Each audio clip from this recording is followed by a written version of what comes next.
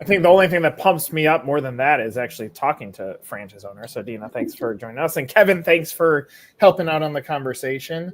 Now, Dena, I'm obviously able to read bios, and you have a great story on your bio on your website. But when I asked the question, how did you accidentally fall into franchising? Tell me your franchise journey to becoming a franchise owner. Yeah. So first of all, that intro was really cool. that was pop-up. That was fun. Yeah. So, I mean,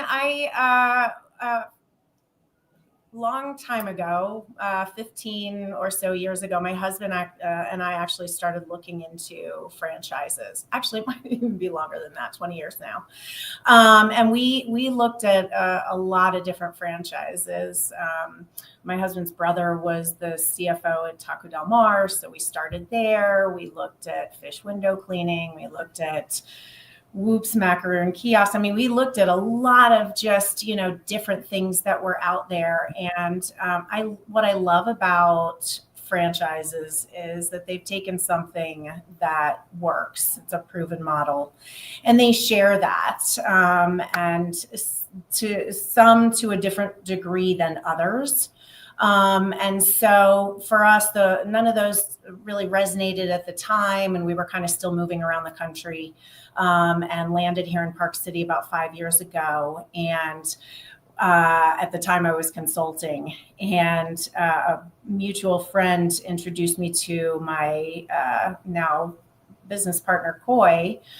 And she had a similar story. She had taken a look at different opportunities. And so in chatting, we really knew that we thought that, a franchise was the right strategy for us, and just needed to find the thing that really caught us, grabbed us. And so she was the one. She was taking her daughter to Mathnasium before she moved here in Dallas, and then moved here. I'm telling a little bit of her story too, and was driving down to Salt Lake City to the closest Mathnasium that we have here for her daughter, and asked, hey, have you ever heard of Mathnasium? And I had, but because we didn't have one here, and I don't think I had one close to me where we moved from, I hadn't been taking the kids. It wasn't really on my radar. And went down and had a visit, put my daughter into it, because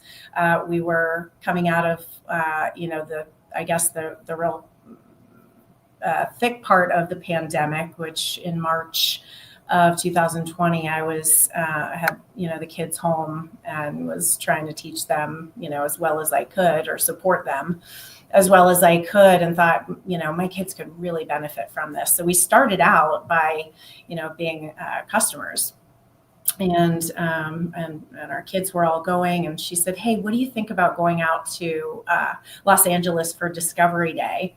And here we are. All right.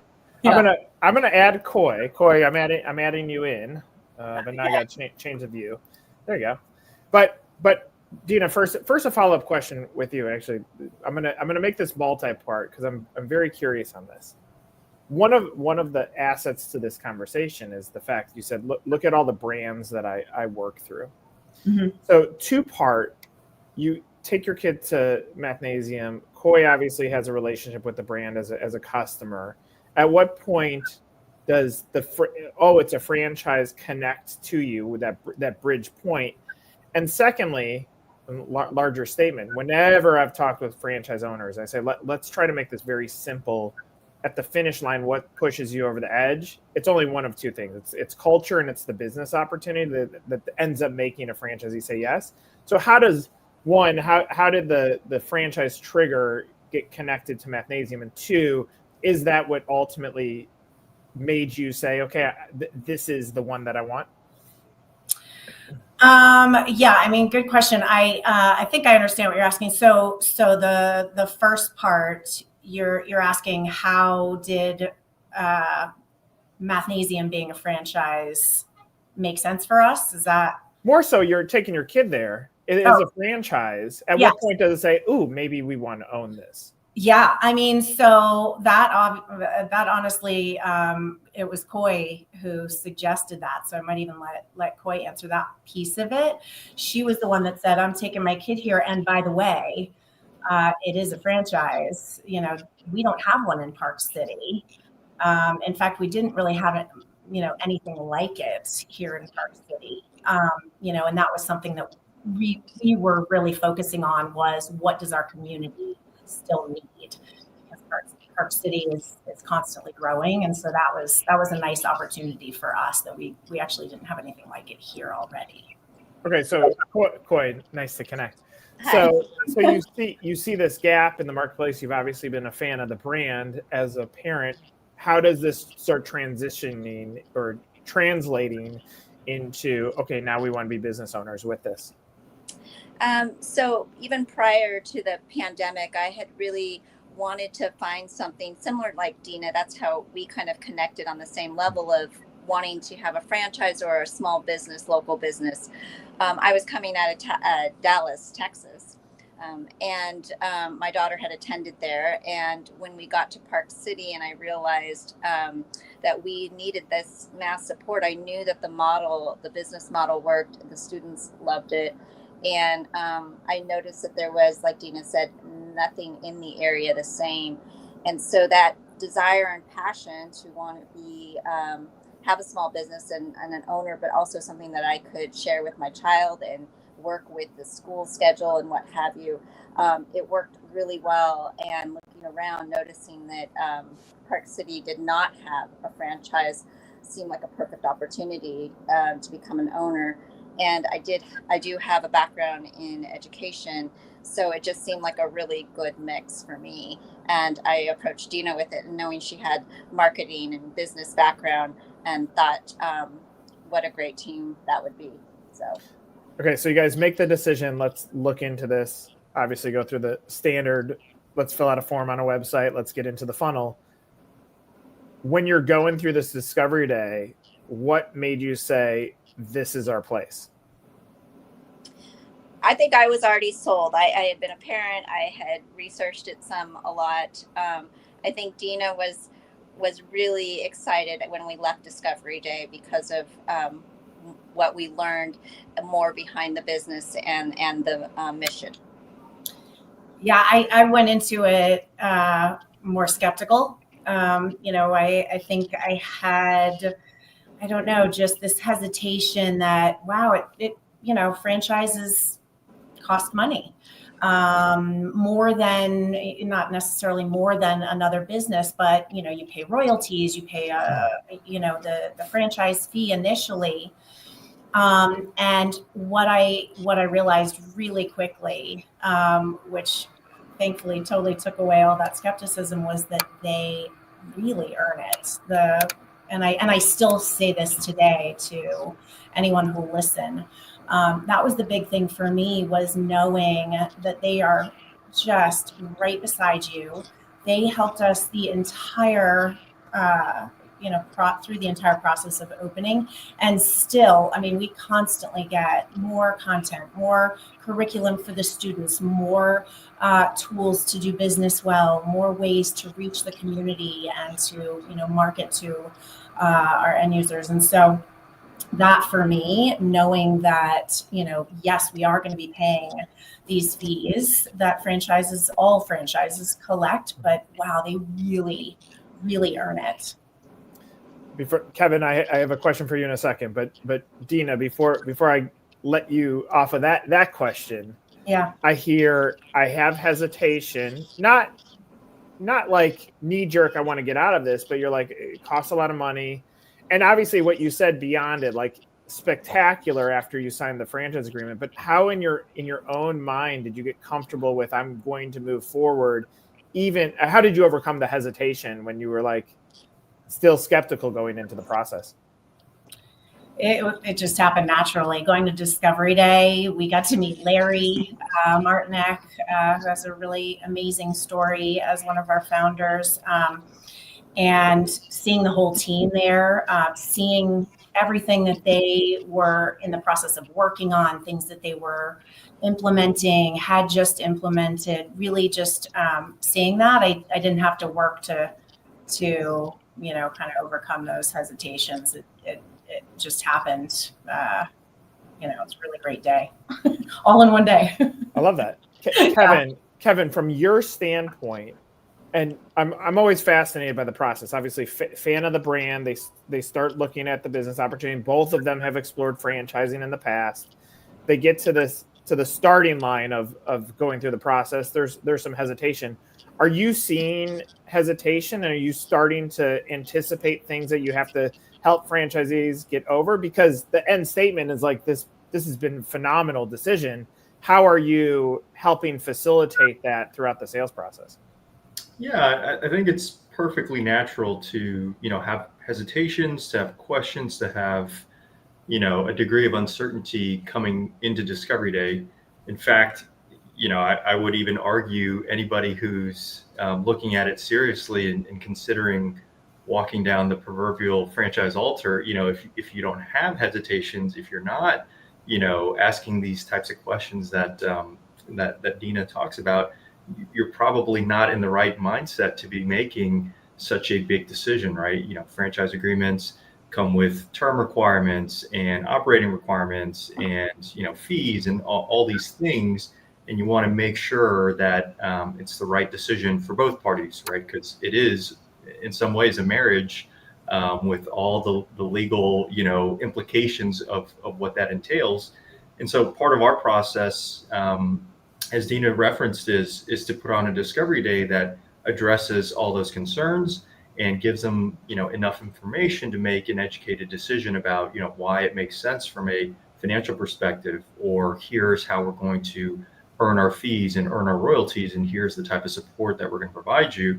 And as part of that, before folks come to Discovery Day, we ask them to kind of fill out a questionnaire, if you will, of, hey, what are your top priorities coming into Discovery Day? What kind of questions do you still have? And that way we have an inventory of things that, we want to make sure that we touch upon so that folks coming out of it can say, okay, do I still have questions? Do I still have concerns? Or do I feel comfortable enough at this point to get into this agreement?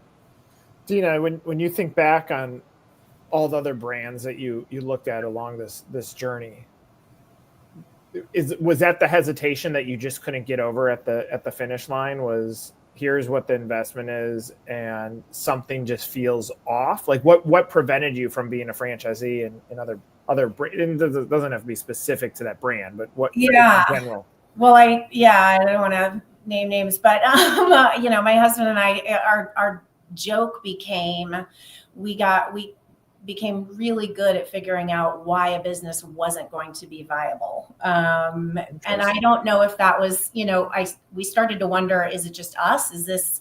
Are we too risk averse for any kind of business? What's the hesitation that we keep having? And, we would sit down and create, spreadsheets and models and, how many burritos do we need to sell? How many, whatever it is, what do we need to make happen in order for this to work for us, and also for us to, have a life outside of it. And so can we hire someone to manage it and be able to afford that? That was really important to us. And so, I think it just, the other piece too, I think, is the connection to what we were selling. And so I don't, Kouy came from education. I did not. And so I don't necessarily have this deep connection to education, but providing something that really feels so good in the community. I take a lot of pride. People come in and say, and actually thank us for being here, because we don't have anything else like this, here in Park City. So that I didn't even realize was something that I needed. That kind of came afterwards, that felt different from anything else that we had looked at. Obviously, when you're a fan of the brand, to some extent, it makes it a lot easier to get to yes, because you have some sort of foundational element. Kevin, when you hear this story and we think through fan of the brand, a user of the brand, into franchisee, is that a high percentage of new franchisees that come into the system, or how does that story fit in with people that do get over the finish line? Yeah, absolutely. It's certainly very representative of our franchise system. I kind of see it as a dichotomy of the people that are typically leads for a Mathnasium, right? You have folks who might come from an education background, might be parents themselves, might even use Mathnasium and kind of identify with the mission and all the things that come with operating a Mathnasium in a community that doesn't have one. So you have that on one side of the tree, if you will, and then on the other side, it's typically folks who are coming in from a business background who might have heard of Mathnasium but don't necessarily understand the exact product or have the experience or have even been to a center, and they see it more as, hey, there's this franchise brand that has over 1,000 units at this point, so they're established, they have 20 plus years of history, and the unit economics are really fantastic. And so I want to take a look at that from more of a scaling a business perspective. And both of these, kind of different paths kind of ultimately converge at the end where they say, it's a great business opportunity. It's an opportunity that I can make a real impact in the community. And so therefore, I'm getting more and more comfortable with the idea that this kind of checks all the boxes for me. When I think through the process here, and now you connect with Kouy, and talk about how that partnership, finding the right partner to get into this, also helped make this opportunity work. Yeah, I mean, that was huge. I think every time you feel that fear in the pit, I would feel just this, what am I doing? This is crazy. And, what can I expect? Having Kouy, to say, and just kind of take it back to right now. What do I need to be doing right now? Don't think about, a year down the road or, whatever from the beginning. It was always really reassuring to know that I had my partner in crime and that we were on the same page. And also, obviously being really supported by corporate. Kouy, what about for you? What has had a partner who balances you out on that side meant to the success of the business and your approach to everyday life? Yeah, I have to say, Dena is such a great organizer and really helps us stay focused. And I think that what our balance is that I like to bring a little bit of the spontaneity and the fun, and being able to balance those out, being able to see that, yes, we have definite tasks and things that need to get done, and we're supported through the franchise by all of the resources and the things that we are implementing day to day.